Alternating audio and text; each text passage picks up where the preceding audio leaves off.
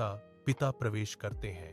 उनकी आवाजें हताशा से तीखी होती हैं, जिससे छोटे कमरे में स्पष्ट तनाव भर जाता है। उनके शब्द खंजर की तरह अमित की नाजुक आत्मा में और गहरे उतरते हैं। हर एक दर्दनाक चोट है। अमित खुद में सिकुड़ जाता है, बिल्कुल अकेला, क्योंकि उनकी डांट का बोझ उसकी आत्मा को कुचल देता है। रात की हवा भारी और स्थिर है, क्योंकि अमित एक उजाड़ काली मंदिर के सामने खड़ा है, जिसकी प्राचीन दीवारें ऊंची हैं। मंदिर के भीतर हल्की टिमटिमाती रोशनी उसके गहरे अकेलेपन को बढ़ाती है, लंबी नाचती हुई छाया डालती है। वह अपनी आंखें बंद कर लेता है, अपनी हथेलियों को एक हताश प्रार्थना में जोड़ता है। उसके होठों पर दर्द और आशा का एक कच्चा मिश्रण होता है। माँ, मुझे नहीं पता कि तुम क्या करोगी, लेकिन मुझे पता है कि तुम देख रही हो। वह फुसफुसाता है। उसकी आवाज खामोशी को चीर देती है।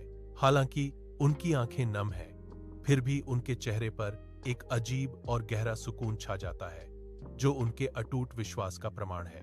महीनों बाद अमित आत्मविश्वास से भरपूर एक हलचल भरे कार्यालय में अपनी डेस्क पर तेजी से टाइप कर रहा है।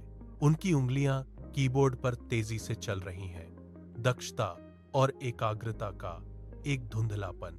सहकर्मी प्रशंसा के शब्द कहते हुए देखते हैं। उनकी प्रशंसा स्पष्ट रूप से दिखाई देती है। अमित के चेहरे पर अब खुशी और संतोष की गहरी भावना छाई हुई है, जो उसके अतीत के बिल्कुल विपरीत है। जैसे ही शाम ढलती है, अमित घर पहुंचता है। उसके माता पिता की खिलखिलाती मुस्कान उसका स्वागत करती है। उनकी खुशी स्पष्ट है। घर अत्यधिक सकारात्मक और आनंदमय वातावरण से भरा है, जो शांति और संतोष का आश्रय स्थल है। रात के अंधेरे में अमित काली मंदिर के सामने खड़ा है। उसका चेहरा अब गहरी समझ और कृतज्ञता का कैनवास बन गया है। उसकी निगाहें मंदिर की मूर्तियों पर घूमती हैं। उसके होठों पर एक हल्की, जानी पहचानी मुस्कान छा जाती है, जो गहरी आंतरिक शांति को दर्शाती है। वह समझता है कि जब दुनिया ने अनसुना कर दिया, तब भी मां काली ने उसे देखा, उसे सूक्ष्म रूप से बिना किसी को पता चले मदद की।